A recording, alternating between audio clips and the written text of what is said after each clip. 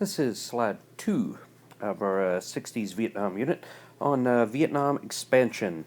As the war continued to grow, more and more soldiers were needed, so more and more soldiers were drafted. And the longer the war went, the more unpopular the war became. And a lot of young men responded by protesting the draft and burning their draft cards. You got a draft card in the mail informing you that your number had been chosen and you had to report for duty. So a lot of young men decided they were going to protest the war by burning their draft cards. You see the picture down here of the guy holding a burning draft card there. These people were known as draft dodgers. They were dodging the draft. Now, because they had essentially committed a federal crime by refusing a court order to appear for military service, they had to leave the country. So most of them went to Canada. Close, English-speaking, very similar culture, so it's not all that different from living in the U.S. But these draft dodgers would have to leave the country because they had committed a crime. Most go to Canada and will stay there, many of them. Eventually, President Carter will pardon the draft dodgers, but that's not until we get into the mid-70s. So draft dodgers forfeited their lives, basically, citizenship here, rather than go to war. Okay. Now, as the war becomes more and more unpopular and the protesters become more and more powerful, the government turns the CIA onto its own citizens. The CIA is used to spy on the anti-war movement, the draft protesters. Protest leaders had their phones tapped, their movements followed, their mail opened, FBI cases built against them, hopefully to lock them up, to get them out of the way, to do something with them, because they were causing the government more and more problems. Now, one of the protesters' arguments here is that they believe the government is not telling them the whole truth and nothing but the truth. Turns out they were right. And we find that out in January 1968 during what's known as the Tet Offensive. The Tet Offensive. Okay?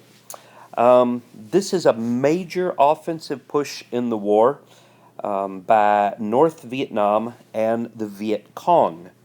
If you see the map up here in the corner, the Tet Offensive, all these little dots here are places where North Vietnamese Army and Viet Cong attacks were all held at the same time. These are coordinated attacks.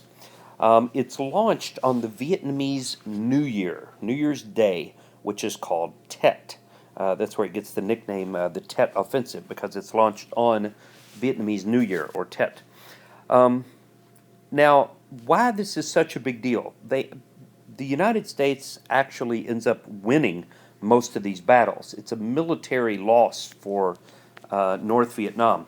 But the problem is that the United States government had been telling the people, the war is almost over. Our boys will be home soon. We've just about defeated the enemy, blah, blah, blah, and all of that. And then suddenly the enemy launches all these attacks in South Vietnam. If an enemy can pull this off, coordinate this many attacks all at once, that's clearly not an enemy that's almost defeated. It became very clear to the American public that the government was lying to them about how the war was going. Now again, this is January 68, and we're going to have sorry, went blank there. Presidential election, sorry. We're going to have a presidential election in that fall, November of 68. And this will be the undoing of President Johnson. Okay? Little spoiler alert here. He'll lose. He's not even going to run. And our new president will be Richard Nixon. And one of Nixon's first priorities is something called Vietnamization. Okay? Vietnamization. This is Nixon's plan to gradually withdraw troops from Vietnam and turn over more and more control of the war to South Vietnam, to let them start fighting their own war a little more than we've been.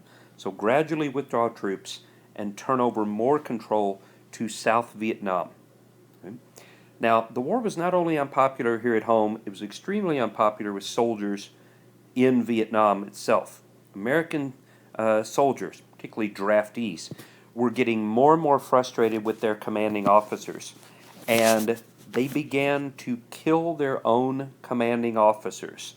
It was known as fragging. Okay? They would use fragmentation grenades. These are grenades that when they explode, they spread shrapnel everywhere. So they would explode these fragmentation grenades near their own officers to kill them, because they believed these officers they were getting, fresh out of school here, no military actual combat experience, were getting them killed. So the war is not only unpopular here at home, it's very unpopular with the soldiers in Vietnam itself. And they expressed their displeasure by killing their own officers. Right? Now, we need to take a moment here and talk about chemical warfare. This is nasty. It's just very, very nasty stuff. The United States is responsible for using chemical warfare on our enemies in North and South Vietnam. The most well-known of them is called napalm. Okay. Very famous quote in the movie Apocalypse Now. Great Vietnam movie if you haven't seen it. Love the smell of napalm in the morning. Ugh. Right? Napalm is a particularly nasty chemical. It's almost a gel-like substance. It's got sort of the, if you know what liquid cement is, like glue that you kind of brush on, it's like that. It's gooey, gel-like, sticky substance. It's made of all sorts of things, but it has in it, among flammable liquids, it also has a white phosphorus, an acid in it. And it can be dropped from bombs, it can be sprayed with flamethrowers, it catches fire, but it also burns like the acid. Now the problem with napalm is, if you're the guy that it ends up on, that the acid in it starts to burn through your skin.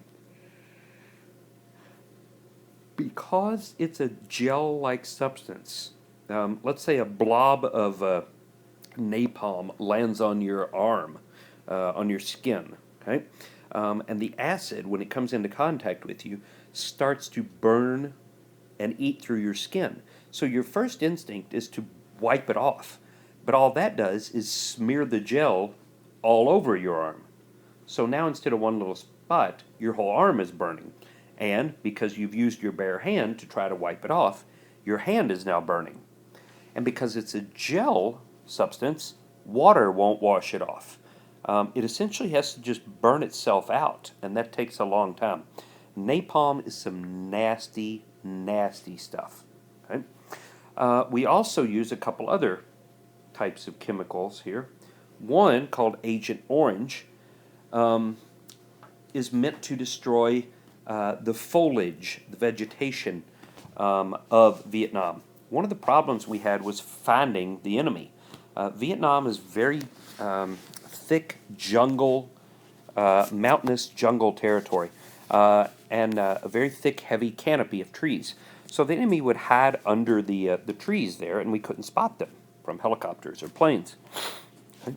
So we had a thought, well, what if we destroy the foliage here, kill the trees and the leaves? So we would use planes to spray the jungle on these plants. Well, this compound, this chemical agent, would not only hit the plants, it would, fall down onto the ground, and it seep into the water underground, and it would seep into streams and lakes and things. And not only the enemy had to walk through the jungles, we did too, and we would brush up against these leaves and trees that had this chemical on it. Well, the problem is this chemical that they're using to destroy the vegetation is also very harmful to humans. Right? It causes boils on the skin, and it eventually does chromosome damage. It will cause cancer long term, we found out. And a lot of U.S. soldiers end up contracting Agent Orange. They would come home, and they would have these horrible almost diseases. I can remember as a young boy, my cousins lived next door, and as a little boy, 4, 5, 6 years old, my cousin had served in Vietnam. And I remember his skin was always very bright red, and he had these big sores, boils on his face and his arms, and they would pop open and pus would drain out of them. I can remember as a little kid always being scared of him because he looked very scary to me. He had contracted Agent Orange, and he lived with this the rest of his life. Okay? So we do a lot of damage to our own soldiers as well as the enemy. Last one is called Agent Blue, and this one, we don't think things through very often. Agent Blue was meant to destroy the food supply of the enemy. We would spray the rice fields, these rice paddies of the enemy, and just we're just going to starve them out. We'll destroy all their food. Well, again, the problem is our soldiers have to walk through these flooded rice fields, and our soldiers will contract diseases from this chemical as much or more than the enemy will. So chemical warfare is not only nasty on the enemy, it doesn't do our own soldiers much good either. Okay, last couple of things here. There's a very famous incident we need to talk about known as the My Lai massacre. My Lai, that's how that's pronounced. The Viet Cong would practice guerrilla warfare. They would work in very small groups of, 8 to 10 soldiers, use hit-and-run tactics. They would attack us and then disappear into the jungle real quickly. And because they knew the terrain, they knew the jungle, and there's so small groups of them, it was very hard for soldiers to find them. So, we'd get a hit, we'd chase them, and then we'd lose them. Well, there is one instance of a small South Vietnamese village. This is South Vietnam. We're helping them, right? That's why we're there. This is in 1970, a small village of in South Vietnam. U.S. troops followed some Viet Cong through the jungle and chased them until we come upon this village of My Lai. And the Viet Cong had simply disappeared. We lost them. It is at that point that the commanding officer, a man named Lieutenant William Calley, apparently just snapped. He lost it. He was so frustrated. He lost it, and he decides that he's had enough. And he turns his soldiers loose on the villagers of My Lai. Now again, this is South Vietnam. These are the people we're supposed to be there protecting.